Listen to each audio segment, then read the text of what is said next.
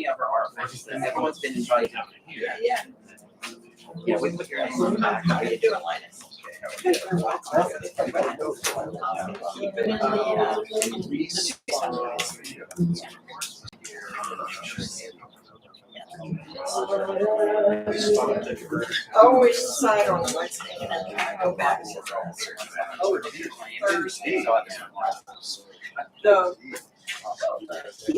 The four places. Really good. Seems to be like full pressure on it. All right. Live stream is up, so we are ready whenever. We're waiting for Sarah and Casey. Casey got lost somewhere in the park. Okay. There's no numbers on these signs, cabanas. yeah. The maps online don't show which cabana it's at. So there's apparently a little playground somewhere else. Yeah. Stacy was Right over by the there, library, I so think. she has to now come over here, and she was always caregiver at the end to help her. So I I go over to my cabin. when they're here, we'll get going. I was just solo traveling. Oh. I was just by myself at my cabin. But,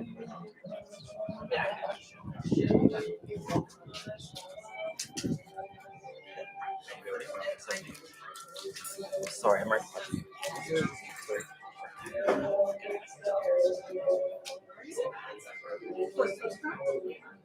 it's just a spray.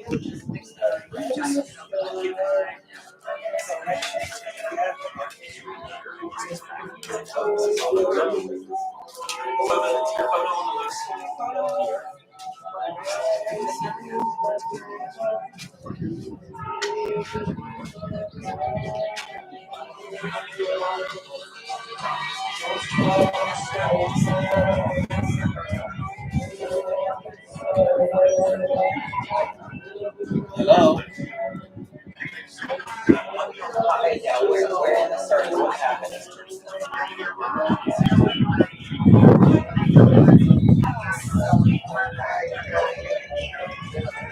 Oh, okay.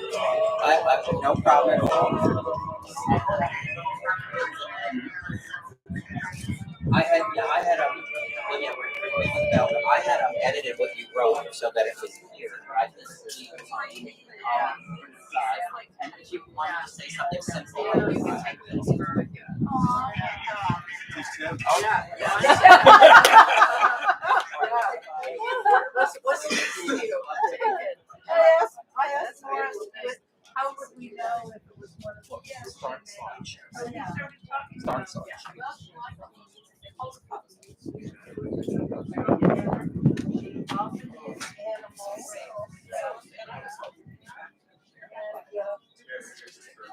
I don't know, it was really interesting. Right now, I feel she made it. I do. We're getting ready to go to wait, that would be, that's amazing. Isn't it? Yeah. The insurance travel insurance, very expensive. It says September 10th on the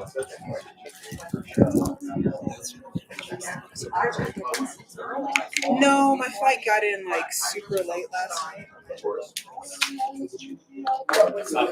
Yeah, I bet that. I just don't know where. But in the beginning of it, it says. Oh, There's Sarah. There's Oh, I do. Bin spoons. Yeah. That day, September 10th. Yeah, something about. I'm sorry, I have to interrupt you. Excuse me, I have to interrupt you. Yes. Stacy's on. Oh, I'm over the park. So You're in Seattle. Housekeeping note, if anyone needs a when did you restroom, the fastest way there is to the right of the pool and take the lane and you'll run right into it. I already tried. You went to the I'm not. Yeah, this is- I'm sorry this about one is that. pretty- She called me. No, I used to live in Seattle, which is why I was saying. I moved to, How are you? I bet. Well, no, so It was- so I lived in Seattle. Yeah, I lived in Seattle. So the question was more about, yeah. I said, do you want me to wait? Like, I no. moved there in 1981. Yeah.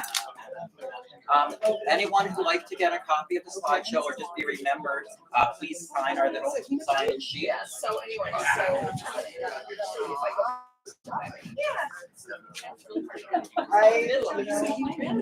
Especially. Yeah, I moved there after understand. I just Even did if I 1 year. did something else. I don't know. So sorry. Oh, no, it's so. That's why it's so new. That's what it is. Yeah. I did. I ended up like working 4 years. Sign things.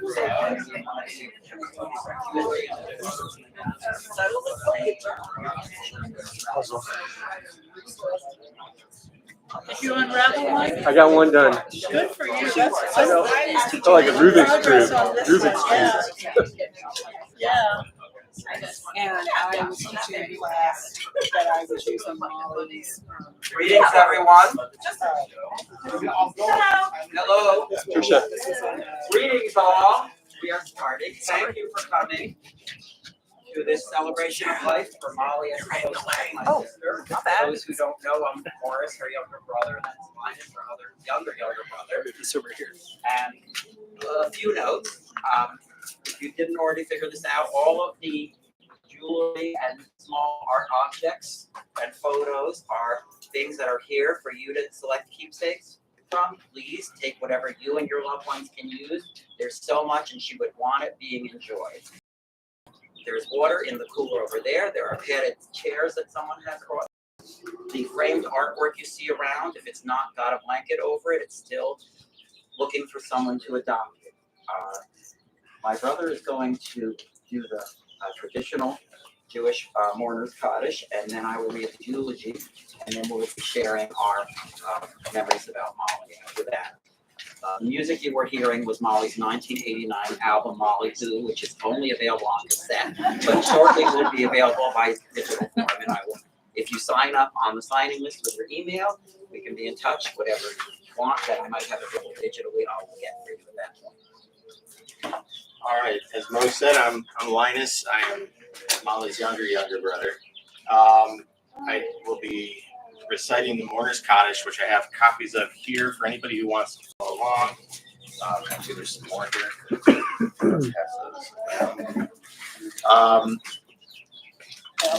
Yeah, and I think I have one in my pocket. If you're reading in English, I'll be reading the Hebrew, but if you're reading in English, you'll notice that the Mourner's Kaddish doesn't say anything about death. It is a celebration of life, an acknowledgement of someone's place in the world while they're alive, and of the people who continue to breathe life to their memory once they've passed. So it is not a morbid prayer. It is a prayer that is very much about us here who live in. Yit Geral v'Yit Kadash Shemei Rabbah. This might be better if I use my reading glasses. Yeah, me too. Yit Geral v'Yit Kadash Shemei Rabbah. V'Alma V'Hira Turite V'Yamlik Malkute. V'Chayechon Yom Ichon Uhaye Beho Beit Yisrael. Ba'agala U'Bizman Kaviv V'Ru Amen. And if you're following along on transliteration, Morris, you may want to join me with the Yehesh. Yehesh me Rava Hagora Le'olam Olame Omaya. Yit Bara V'Yishtabah V'Yit V'Yit Raman V'Yit Naseh V'Yit Hadar V'Yit Halev V'Yit Halal Shmei B'Kudisho B'Rihu Leila Min Kol Berchata V'Shirata Tushbechata V'Nechemata De'ama Ran V'Alma V'Imru Amen. Yehesh Shalama Rabba Min Shemaya V'chayim Aleinu V'Yakol Yisrael V'Imru Amen. Oseh Shalom Ben Ramav Hu Yaseh Shalom Aleinu V'Yakol Yisrael V'Yakol Yoshvei Tevel V'Yiru. Amen.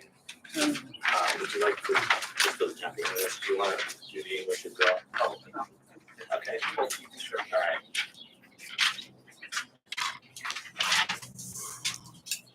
I also want to welcome everyone who's watching us on live stream or who watches us later. And I wrote up this eulogy over the last few days, and I think it's easier for me to read it than to try to add to it because it will probably make more sense to you. So here we go. It's so hard to write a eulogy with a swirl of emotions one has after the loss of a sibling. I've decided to share with you some biographical notes and memories about my one-of-a-kind sister, Molly Esther Holzschlag. Malta, Malls, my big sister.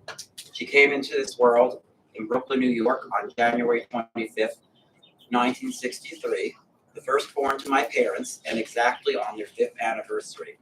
Family photo albums were filled with pictures of Molly in the way that first children often get scarred. My mother used to tell us she had wanted to have 6 daughters. That is, at least until she realized how exhausting she found raising her energetic, inquisitive daughter. The very first memory is visual. I'm in a wooden crib, and it must be night, as the only source of light is a warm yellow hourglass-shaped beam coming from a red metal lamp on a dresser next to my crib. On the other side of that dresser is a little blonde, wide-eyed Molly in her bed looking at me in a tender way. I feel a sensation of being loved and protected. When I relayed this image to my sister, she was visibly moved. She also confirmed that this was the exact arrangement of furnishings in the bedroom in our Brooklyn apartment, which we left when I was 1 year old today. It astounds me that this memory has stayed with me. Throughout my early childhood, Molly was a kind of guide. She and I went to the same yeshiva on school days, which is a religious Jewish school, and she would assure I got my classroom, and she would also show me how the world worked. One day, she took me to a landing on the lowest level of the school and helped me put a dime. Then we pulled open a little door, and she got me a bottle of toilet. That was a revelation. She also showed me how to make a collect call when we needed a ride home. For those of you who are younger, that was back in the days of landlines. She showed me how to dial long distance from New Jersey so I could call my grandmother in Tucson. Famously, at least in the late 1960s in my family, on a flight back to New Jersey from San Francisco, Molly got up in the aisle and sang "I Left My Heart in San Francisco" so well that a passenger recorded it. How I'd love to hear that. She asked for and received her own Panasonic portable cassette recorder player when such things were relatively costly and novel. She had a child's guitar, and I can remember sitting on her canopy bed, playing and singing songs she had written herself, as well as covering the Beatles and other popular music when she was just 6 or 7. She had her own camera quite young, too, and was an intrepid explorer. She didn't really seem afraid of anything. She would take me for walks in the wooded areas of suburban New Jersey. They seemed like primordial forest to me at that age. She loved horses, and she had her own comprehensive toy ranch set, which we would arrange on her bedroom floor with and play with for hours, imagining we were on the ranch.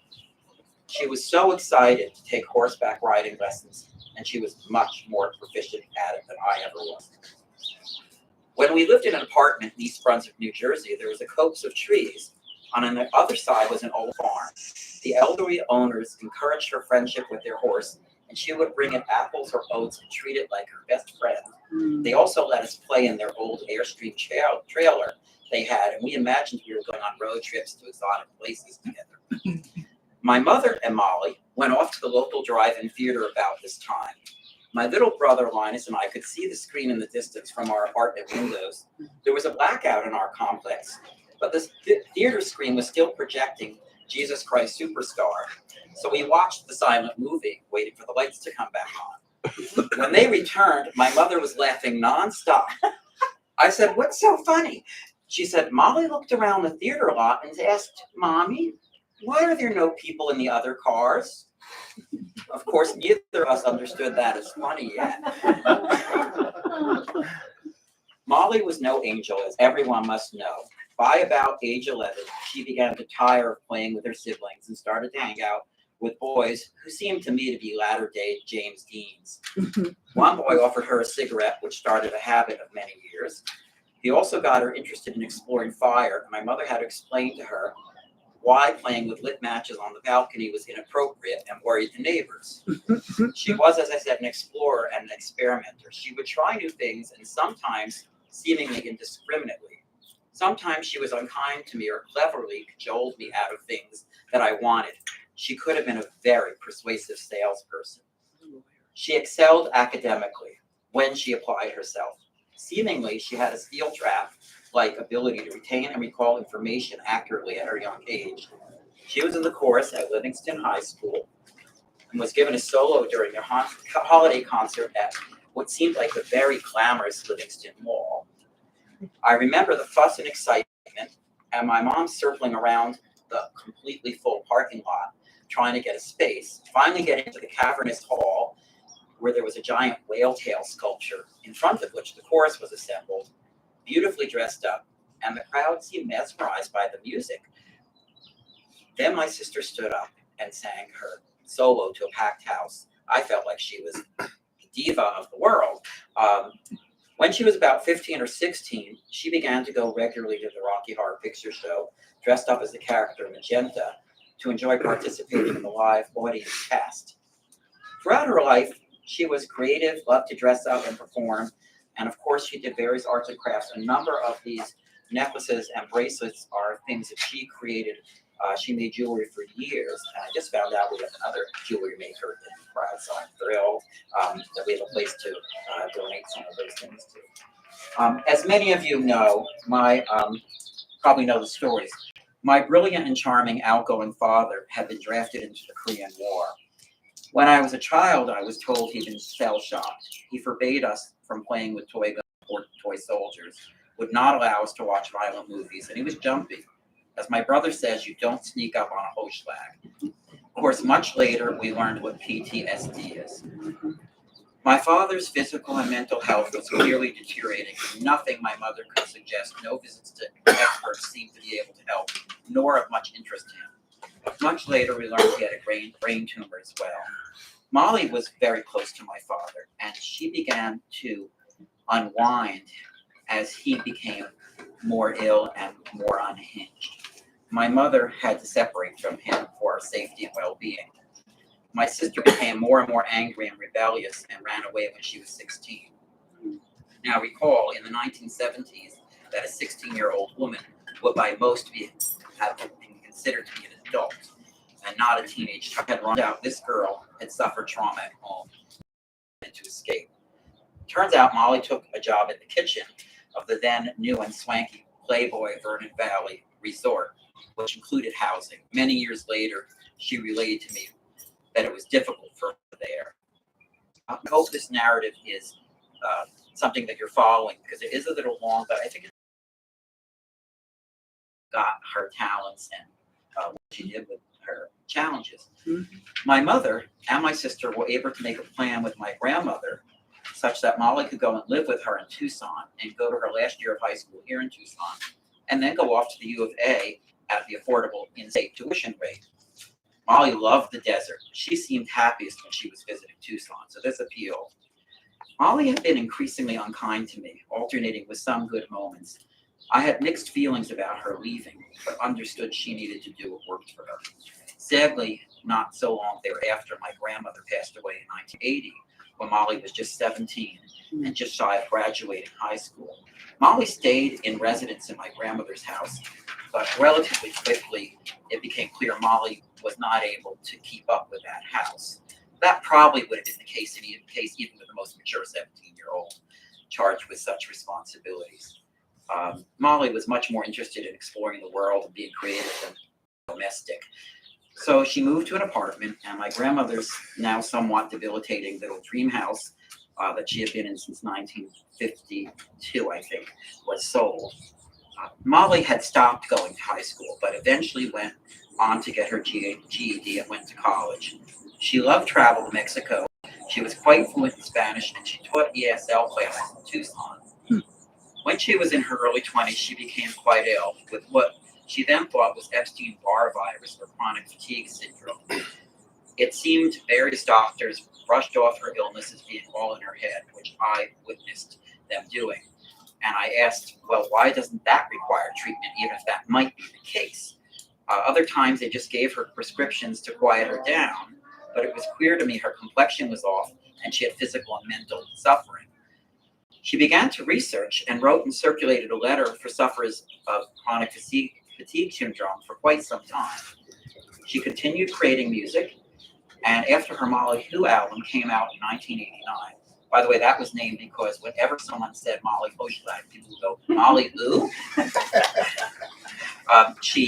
That was what you heard a little earlier. She then was in a group called the Courage Sisters, whose one of their flyers is here. There's multiple copies for those of you who might have been fans of them.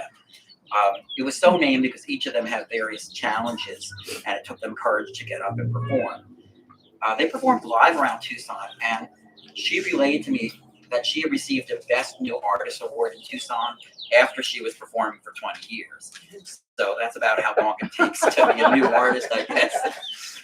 If anyone happened to have any recordings of any of her other songs besides Love's Eternal Fountain or the Molly Who album, let me know. We are trying to collect those things together.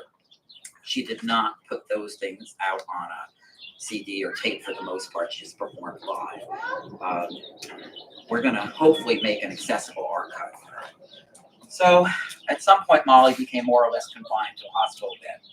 Linus, who had been interested in personal computers for some time, brought her over a circa 1989 Commodore 128 and a dial-up modem. And she found that she could learn things by using these from her bedside. And she discovered the new school was offering online courses. This was quite brand new, cutting edge at that time.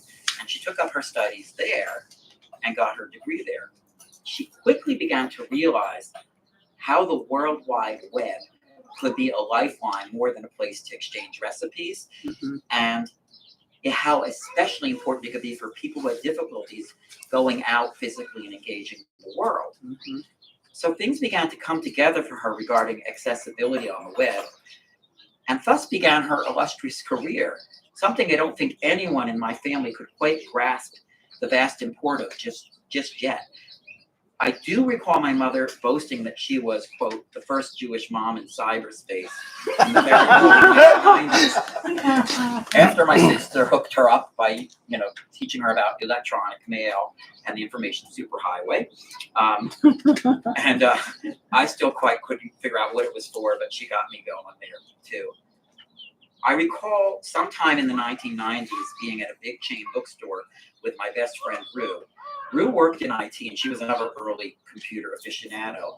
She dragged me over to a computer section, and there on one shelf, there was an entire span of books my sister had authored or co-authored. She had sent me a copy of one or two books, and I tried to read what she was saying about HTML, and it was mostly way beyond my comprehension, but I could grasp that she was really deep into how this stuff worked. But only when I saw how many books there were did I understand, my sister is important, in the big world, not just in the family world, whoa. So she was very modest, at least towards me and my family, about how much of this work she had done. I was really just blown away. And I began to understand just who she was as an individual in the larger world, rather than as a family member. And eventually why she would come to be known as the fairy godmother of the web. It still amazes me that if you type that into any search engine, she shows right up.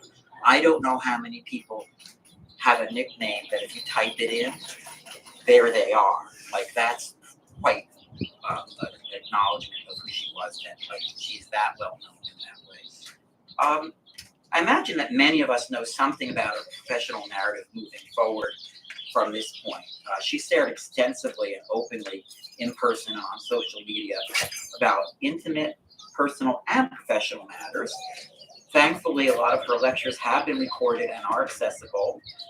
Looking at these, I recall what I loved about my sister: her wit, her humor, her energy, and her passion for her career.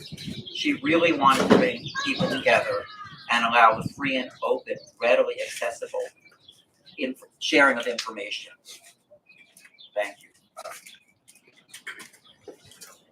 I think some of these videos of her giving TED Talks or introductions at conferences really capture her at her best. And you can actually see the reactions of the audience and the other people around her who held her in such esteem and who explored and learned with her. I love that the word scholar is both the teacher and the student, and she was ever engaged in that dance.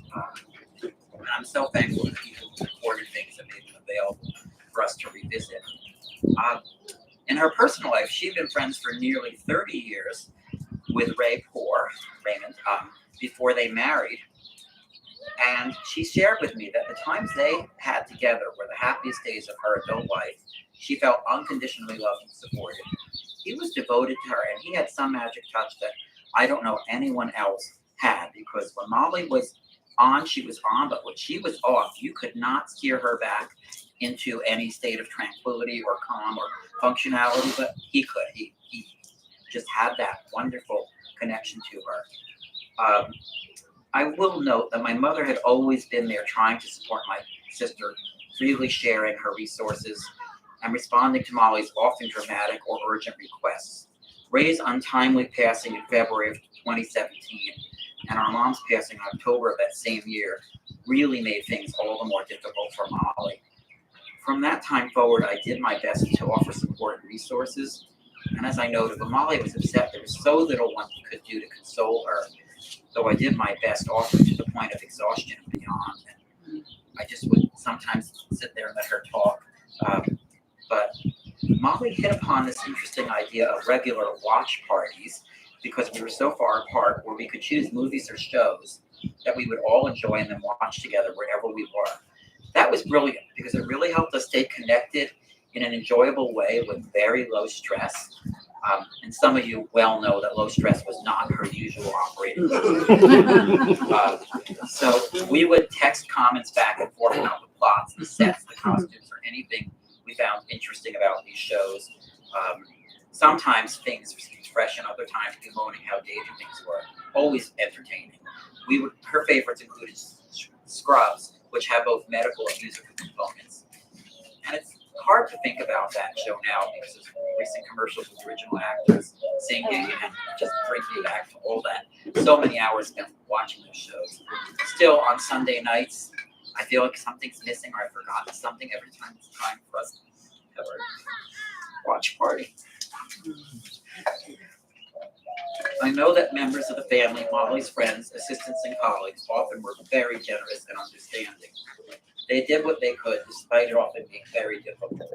For all their love and kindness, for your efforts and grace, I wish to publicly acknowledge everyone here and watching us who did any of the wonderful many, many things I know of to my sister. And I thank you all from the bottom of my heart for your love and care of my big sister. During my regular visit to Tucson, she was sometimes having a very rough day, and other times there were moments where the fun-loving, boisterous, sassy big sister I knew was at her core and fully present. During our last visit to Tucson, my partner Ronnie and I came to her apartment with pizza one day, and we all watched the original Willy Wonka and the Chocolate Factory together with her cat Honey. And Molly made pithy and sage observations all the way through about the various characters, and we laughed, and she enjoyed that pizza very enthusiastically. This is the way I want to remember her: fully engaged, contributing observations, and enjoying good food with company. I do want to mention one last thing. Song lyrics were a really strong component of my sister's life, and she wrote many songs and poems to record and share in her memories and emotions. I only tend to remember bits of lyrics here and there from a variety of songs, Now, those of you who like music may know who Aikenstock Watermen were. And they wrote an unfortunately long forgotten song in 1989 that resurfaced in my memory and stays an earworm now. It's called Breakaway. And it's a heartfelt song. Both the best known version is a post-disco version by Donna Summer. It contains these lyrics. Forget about the bad times. Remember all the good times. I don't find it easy at all to forget the bad times, but I think it's excellent advice to remember all the good times, and I will celebrate and cherish them. Let her name be remembered for a blessing, for all the best things that she strove for. Thank you all for being here today. At this point, we'll ask for those that were family members first, and then her friends and colleagues who would like to stand up and share a few memories about her, share them. We have a few messages that have come in from friends and relations as well that will be read and dispersed with those.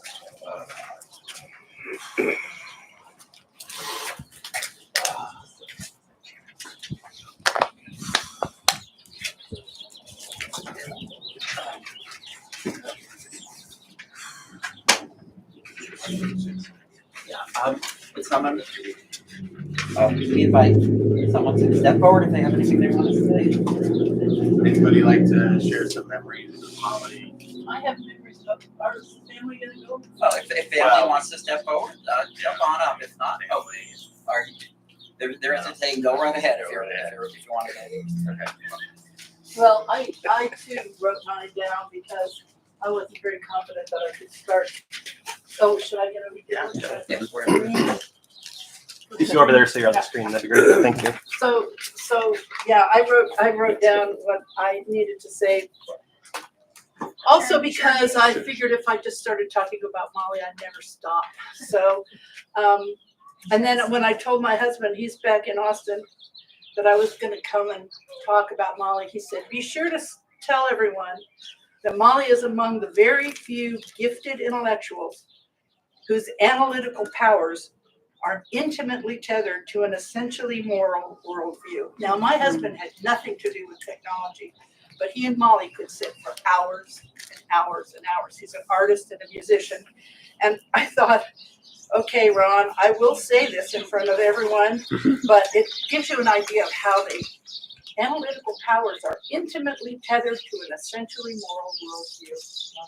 And I think that is so true of Molly. For those of you I didn't meet earlier, I'm Sharon Rush, and Molly was my colleague at Nobility, which is a nonprofit advocacy organization that we collaborated with. But, you know, it's kind of funny to say, how do I remember Molly? Because I felt like I knew her for years before I actually met her in 2002 because of those books. Morris, that whole shelf of books, and the way that she wrote about technology from this egalitarian and small d democratic way, a way that included everyone. Now, my field was disability inclusion, but Molly's field was worldwide inclusion. Everybody had to have a voice. And, you know, I think that she was one of the earliest people to really see and articulate clearly the potential of the web to make the world better. She inspired millions of us in that way. She communicated those complex technical questions clearly and from a humanitarian-centered perspective that invited all of us in, that invited us to join her in imagining and then realizing that potential. Morris, your memories of her as a child just made clear to me so much about those qualities of her as an adult. Thank you for, I mean, it was so beautiful. And when I met Molly, the very, very human Molly, it was because we were invited by the California state government to bring a conference to San Francisco. It was 2002. And because of that humanitarianism that she displayed, I thought, well, I'm just going to invite her to be the keynote. And she said yes. And that began one of the most important friendships in my life. And I know I'm not alone in feeling that way because Molly, when you were with her, she made you feel like you were the most important person in the world. And I think she was incredibly able to forge those human bonds. And through the years, I learned so much from my friend. Of course, about the emerging and ever-changing web, but beyond that, about our human capacity and responsibility to one another as human beings to realize our potential as humans for equity and planetary health and justice and joy. She was an impassioned advocate, fierce at times, of course, she was fierce, but always brilliant, insightful, and truly, truly creative. I felt like that word is too often used, you know, in our current world to sell stuff. Let's be creative and sell stuff. But Molly embodied a fearless ability to see through the nonsense and to speak truth to power, and also friends and family, right? I can't count the number of times that a lively and seemingly lighthearted conversation suddenly went down deep, and I was confronted with a new perspective. Her insights and her imagination challenged my assumption, and I had to reconsider, which is not to say that Molly was always right, but she made you work for your position, and she made you think about it. And she remained unafraid to stand against the tide, that fearlessness that you described, Morris. She kept that her entire life. She just seemed like she could stand against the tide of conventional thought, against received wisdom, even as it was being made to shake her beloved web. I think Molly resisted the monetization of human ingenuity. She insisted on the sacred right of human dignity. She envisioned a world of equity and justice, regardless of all the categories that in order for them to gain and hold. And she worked hard all of her life to ensure all people had an equal opportunity to thrive. I don't think I've been forever grateful that I did, because Molly Holzschlag took things personally. She had personal responsibility to use her powers for good. Powers were formidable. As a true intellectual writer, speaker, friend, mentor, teacher, advocate, and yes, even a spiritual advisor, especially if your spiritual center was Dionysius.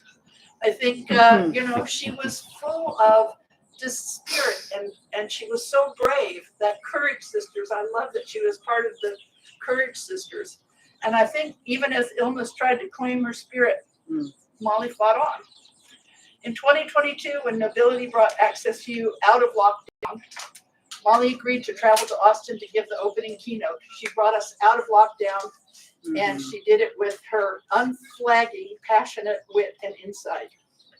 Defiant and visionary as ever, despite years of debilitating illness, she gave us hope. She made us laugh. She expressed her outrage at the overwhelming monetization of the web, and she told us what we could do about it. She helped us believe that she'd be with us forever. Now that she's gone, it remains for us, doesn't it, to take it personally. It remains to us to carry the torch in her name and our own, and to forge that life-affirming future for all humans in this world we inhabit. So, dear Molly, I hope you rest well. You earned it. We miss you so much. And we will always, always remember you with love and gratitude. Thank you for letting me be here.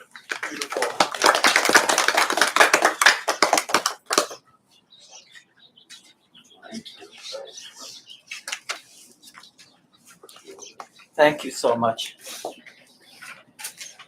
This is from my best friend, Ruette Madrice Watson, who I've known since I was in college. She could not come out here from New Jersey at this point.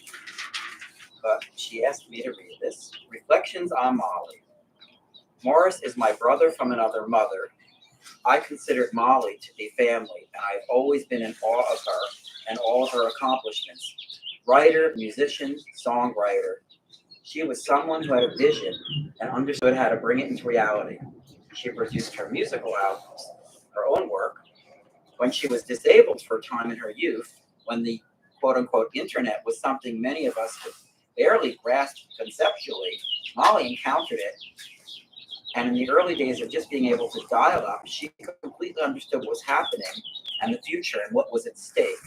She was able to pave the way for others who needed assistance in accessing the World Wide Web with her insistent fight for inclusion for everyone. She was known as the fairy godmother of the web, wrote dozens of books on programming accessibility. She's the one who brought me to the bookstore, by the way, who's writing it. She was a true pioneer and forged a career in educating people, similarly to her mother, Dr. Phyllis Kafka, who was a renowned professor, long active in advocating for women's rights and multicultural studies. They both stood for creating a better world to better everyone's experience and level the playing field, be it with HTML or telling the truth. We are all the same. We all have an innate brilliance that can shine, and we all deserve a fair chance to live our best lives. Molly uncovered what was behind the veil and wanted everyone to gain access to what was under that. She was very successful. I know that Morris and Linus loved her deeply and always did their very best to show her in deeds and words. I'm sorry I cannot be with you today, but know my heart is with you as you are my family, and Molly's passing is a deep loss. May she revamp the universe she now inhabits in spirit and bring accessibility to us all from her higher perspective. If this is a simulation, as some purport, then Molly will surely find a way to reshape a better one for us all. Rue Watson, honorary family.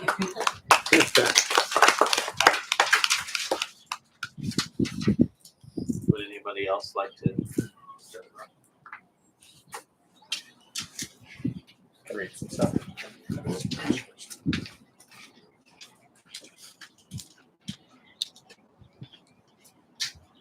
No, some of you, not all of you. I'm Aaron Gustafson.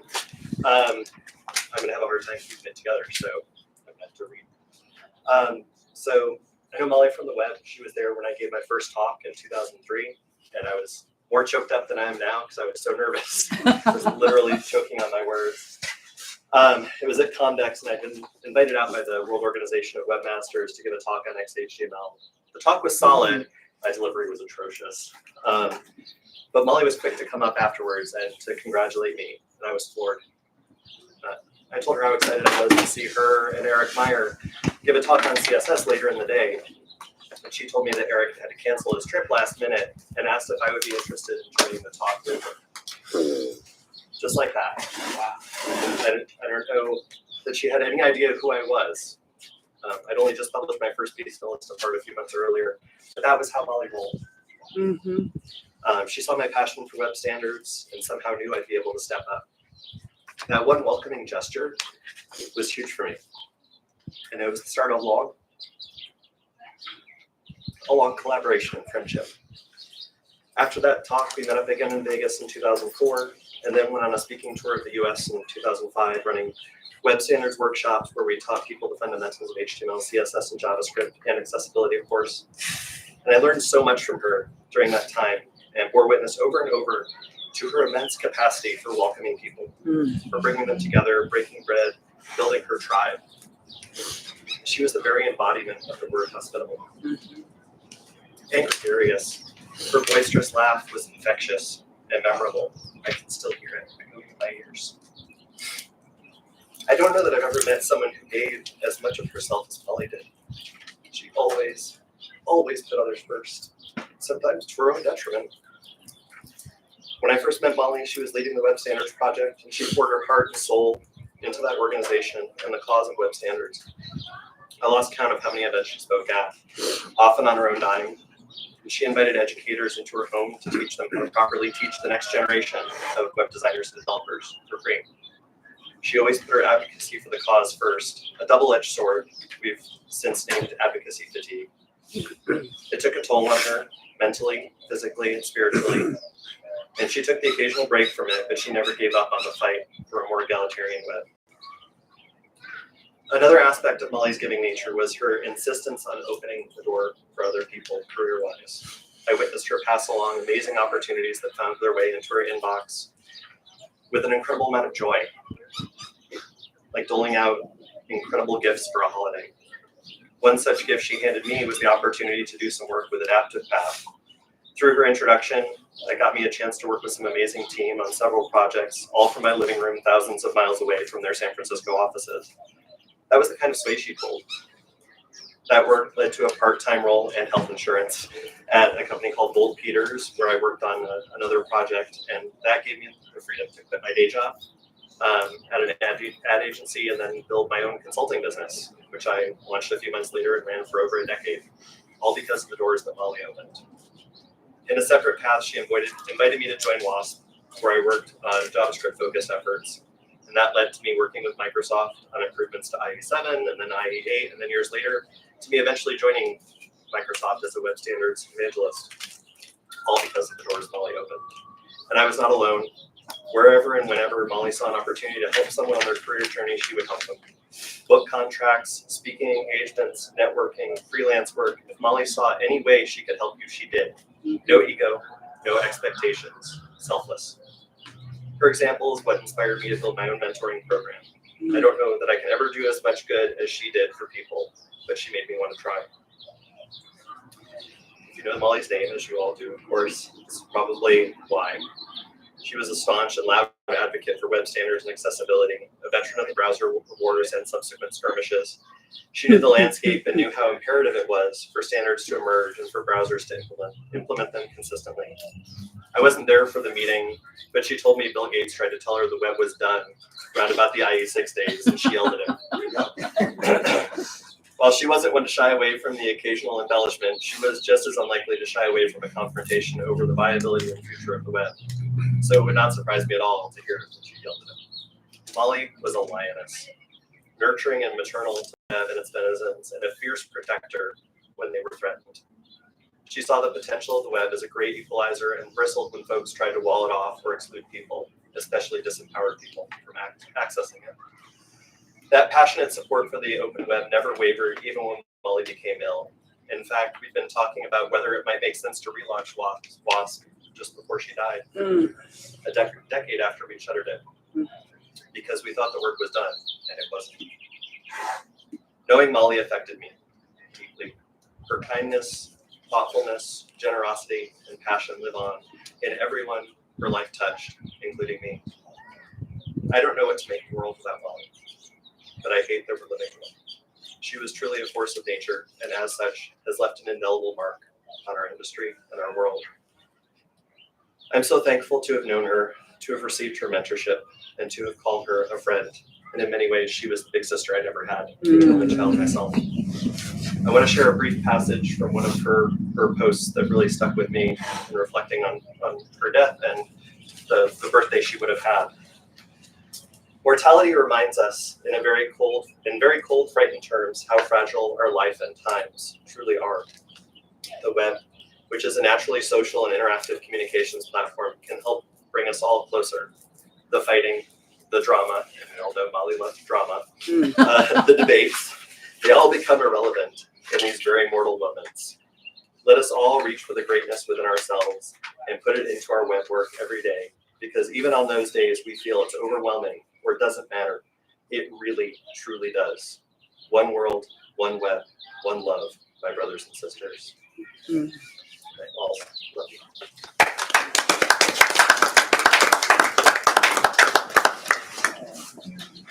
One last message sent in from immediate family.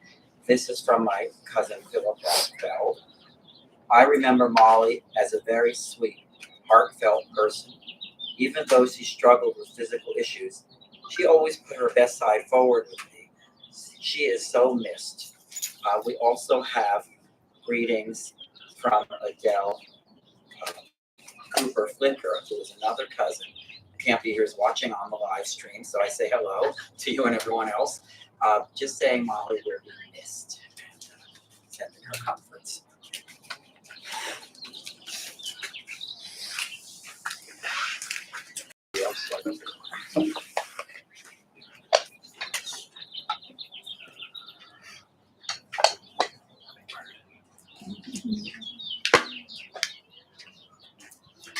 Hi everyone, for those of you who don't know me, my name is Farouk.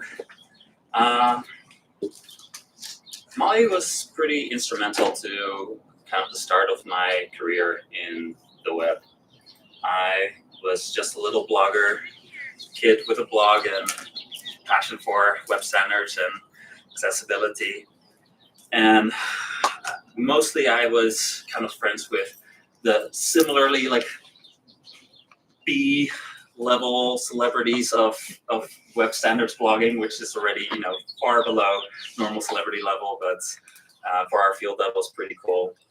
And Molly was definitely A-list. But there was a time that I wrote one piece, the case for XHTML, and I was very proud of it. And I wrote it and I published it, and all my friends were like, "Oh yeah, this is a good piece." And one day I wake up and I noticed that Molly wrote a blog post linking to my piece, and I was just like, "Oh my gosh, Senpai noticed me." But that made me realize that Molly had actually been paying attention to my work and my blog for a little while, and so we started becoming friends. We started chatting, and as many here know, the fairy godmother of the web, she was a mentor to everyone and anyone that she saw was doing something with passion in their heart. And Hayao Miyazaki says that true love is when two people inspire each other. And I think that was something that Molly really took to heart in a way that you could see in her actions. If she inspired you, then she would be inspired by you, and she would want to see the best in you. And so after, I think, maybe 6 months to a year somewhere, I got more involved in the field, and there was a web conference in London coming up, and I was in the Netherlands, and that was going to be my chance to meet a bunch of my heroes, including Molly. And so I made sure to go there, and before the first session, I tried to find her, and I couldn't. But then during that opening keynote, I saw, she was sitting right there at the front. And so at the first break, I was trying to rush over to say hi to her, but the people were just moving so slowly. But she saw me and I saw her, and so I just climbed over 8 rows of empty seats. It's like, all right, I'm gonna go and give you a hug. And she loved that so much. She would tell that story every time back to me whenever we were catching up after a couple of years of not really talking so much. She also encouraged me to be on my first panel. It's the first South by Southwest that I went to. It was a panel on web standards and accessibility. And that was my first speaking engagement, being on the panel. And she was the moderator there and made sure that I got to have my voice added to the conversation. She took me in as someone that she just wanted to steer and guide and mentor whenever I needed it. But mostly, I feel like we inspired each other. Me with my innocence and naivete about how stuff should work, and her seeing someone who was equally passionate about saying "fuck you" to the system. Apologies for the language if that upsets anyone, but I don't think anyone's going to be surprised with that.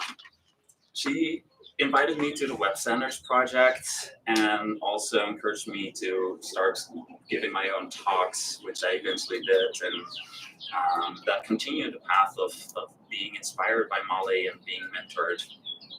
But eventually my years of speaking kind of simmered down, and mostly we stayed in touch over Facebook.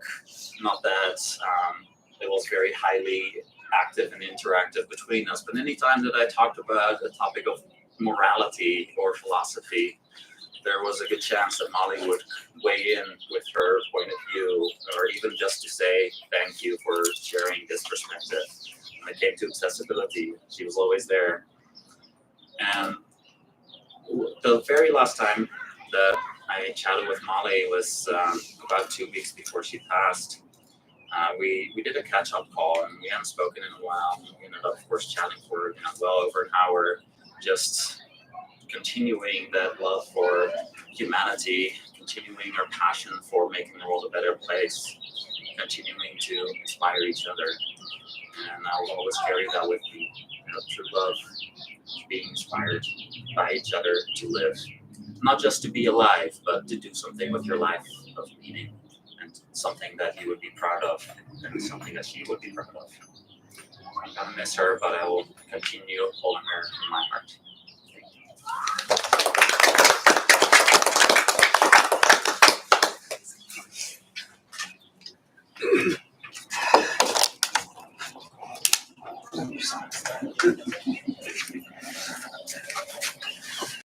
So, my name is Denise Jacobs, and I basically am going to echo a lot of the things that people have already said, but I think that it bears being heard again and again. And I also think that what Sharon said at the beginning, this kind of taking what she stood for and how she was in the world, and instead of having it stop with her, taking it forward. We've been hearing a lot of things in the world about like disparities and inequities and things like that. And one of the things I was thinking as I was listening to everybody talking was that if representation matters was a person, Molly would probably be that person, at least at the very least in my life. It sounds like it was for Aaron, it sounds like it was for Farouk, it sounded like it was for a lot of people. I met Molly because I was teaching web design and web development at a community college in Seattle, Washington. And I have been following a lot of web people, and I came across her and it was like a woman talking about web stuff. This is amazing. You know, back in the days when blogs had blog roles, and they'd have a list of all the other people that you follow. So I started following all these people. This is what I was learning from to be able to teach my students. Used one of her books as one of my classes textbooks, and then when I saw that she was coming to Portland, Oregon, just a 2-hour drive away to speak at Web Visions in 2012, I was like, I'm going to this conference because I want to meet Holzschlag. And I got there and I went to her session, and it literally changed my life because I saw her on the stage and I said, oh my God, she's doing exactly what, you can do that? I was teaching a class. I was teaching classes. I have 24 students. I have to grade papers. I hated it. I loved having an audience, obviously. But I hated the administrivia thing. I saw her get up, a room of 250 people. She's making the same jokes that I made. She was talking about the same, we had the same sense of humor. I was like, wait, what? I saw myself, a smaller Jewish, paler version of myself. I saw myself on the stage when she was talking, and I thought, oh my God, I can do that. At the dinner afterwards, I ended up sitting next to her and chatting with her and everything, and I was just like, oh my God, this is great, I love your stuff. And she was like, oh, it's wonderful. And then I was like, I'd really love to speak. She was like, you totally should. And I was like, oh. And then I said, I'm going to be leaving Seattle, maybe moving across the country, and drive across the country. Maybe I can pop in and see you in Tucson. She was like, great, do it. And I was like, okay. And I was like, thinking, you know how people say things. You know how people say things. Yeah, send me an email. And I was like, okay. And then she reached out and she touched my arm and she said, no, I think you're really cool and I want to hang out. And I was like, word? Really? Yeah. I sent her an email. I said, I'm going to be coming through. Maybe we can have lunch or dinner. And she was like, stay for the weekend and we can have a proper visit. Yeah, right. Y'all. Yeah. If generosity was a person, if big-heartedness was a person, if open arms and welcoming somebody into the fold was a person, it was Molly. I got to her house. I'll finish this up. I got to her house. We sat there drinking wine. She says, you need to come to South by Southwest. And I was like, hey, what? She was right. And she was like, come to South by Southwest. I'll introduce you to all my friends. And I was like, okay, thinking, she's already set the precedent, though. We know she does what she says. You guys, didn't go. I almost didn't go. I decided a week beforehand. Got on the airplane with the flu. Best decision I ever made. She introduced me to people like Aaron, Jeffrey Zeldman and Stephanie Sullivan and people whose influence literally directly changed the trajectory of my life. I will never, ever, ever forget how generous and how kind and how welcoming and how loving and how much she opened her arms to me at a time when I really needed it. And how she literally changed my life into something that I literally sometimes speak to myself and I say, I can't believe that I was able to have this. So I could go on and on and on, so many stories, but I hold her with such high regard and such love and such appreciation in my heart. And the one thing I will say is, what can we do moving forward in our own lives to kind of carry that spirit, and to be loving, to be a mentor, to help somebody else, to give them that love when they need it, and keep her memory going.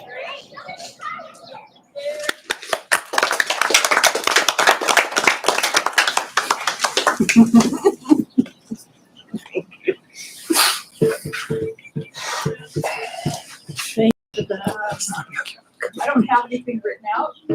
I'll try and keep this short. Molly and I grew up together. I want to say that because we met, I think, originally in '97 or something, and we were both newbies, and we were the only women on the web.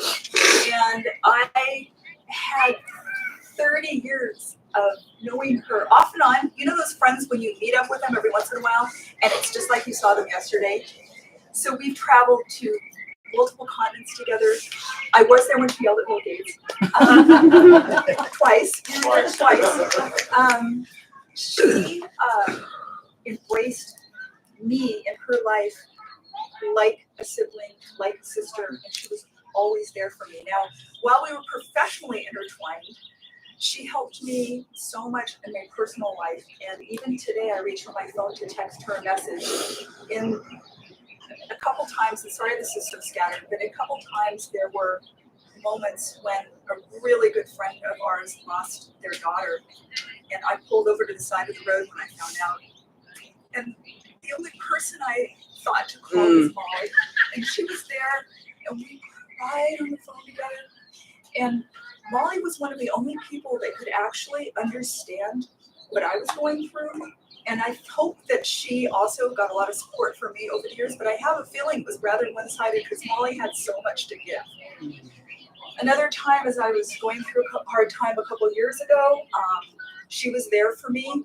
We shared hours and hours and hours of phone calls, and we had Christmas together, even though I said, what are you doing? She said, well, I'm free.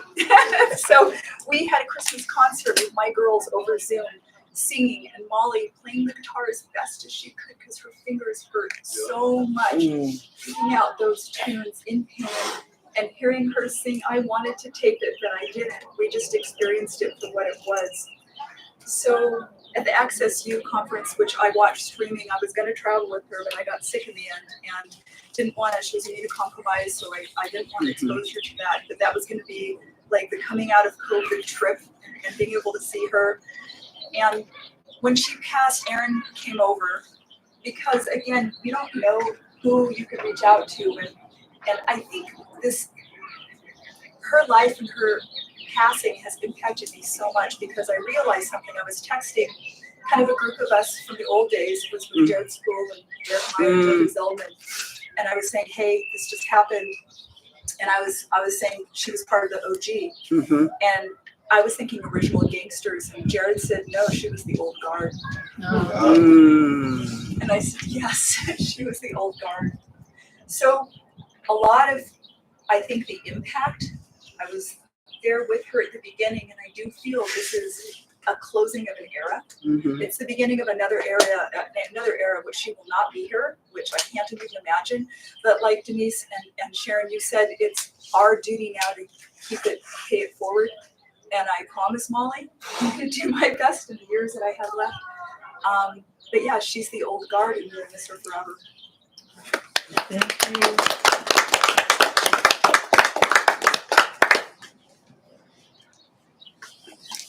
Have anyone else who wants to share anything? Don't be bashful. This is the time everyone wants to hear. Going once. Twice your opportunity to speak about Molly, at least in this venue. I want to thank everyone who's come out today, everyone who's helped near and far, those who aren't here, who spread the word, who've helped get me materials, who've just been there to lend an ear or a shoulder. I do have a few logistical notes. All of the things you see spread on these concrete tables, as well as the ornaments on this, ornaments and jewels and so forth on this large table, and including the unframed photos, are things that need a home. And I invite you to take as many as you or your loved ones will enjoy. I prefer people not be bashful, because ultimately much of this will just go to the best charity cause we can find that will accept these items. And these were things that Molly loved, touched, created, or represent her in some way. And so please do look them over and spread them into the world. A little bit of Molly's magic is on these items.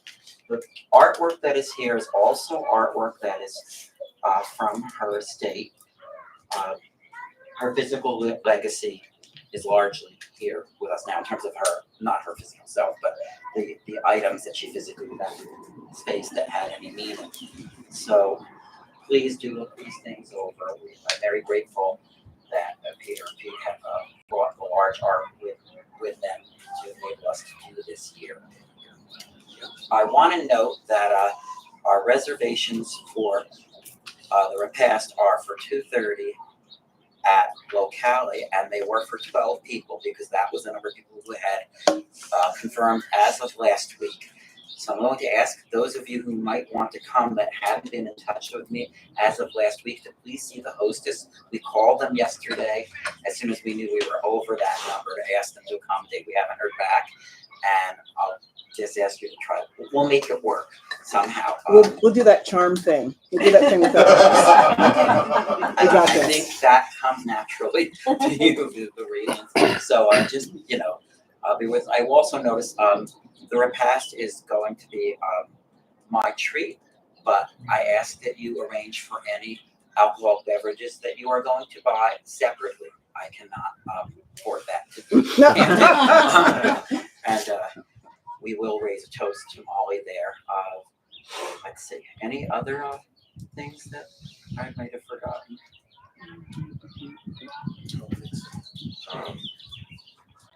Yeah, just don't be bashful about Taking stuff. These are all things that came from Molly. They have the imprint of Molly's aesthetic vision. And they're wonderful ways to remember her by, and we don't want people to go away without something. So please do take. And if you're the jewelry maker, there's more. Yeah, I'm gonna come. I'll come by and I'll see the making supplies. I made these earrings. They're beautiful. I'm just delighted. I didn't know that part of you, and you always share that. So, these things, I can't think of a better. Rest assured, the family has already. We have abundance of these things. So the more goes into the hands of her friends and colleagues and family and loved ones, the happier I will be. With that, I conclude the formal part of our celebration of Molly Holzschlag's life with gratitude and thanks for everyone who's participated near and far. And I thank you viewing from afar and those of you who may view us on recording later. And I want to give a shout out to Aaron for all the technical help with the live streaming and recording this, and again to Peter for their help with the framed artwork, and to Marshall and Tricia for all the help with Julie and everyone else, my brother and his lovely wife, and my partner Ronnie, Sarah, of course, for making this come together. It takes a village, as Sarah said this morning. Thank you, Maureen. Thanks, Lauren. Thanks, Linus. Does everybody know how to get to Locale? Yes, I'm sorry. That's known as a yes. You know? Where is it? What is Don't it? forget, there's water for Locale. hydration. Locale. North Look it up. Broadway. It's not far from here. Oh, yeah. Yeah. Sure. Yeah, I remember talking on the phone.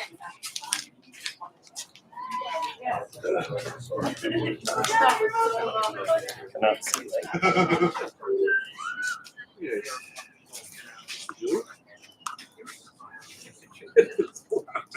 I like matching stuff, so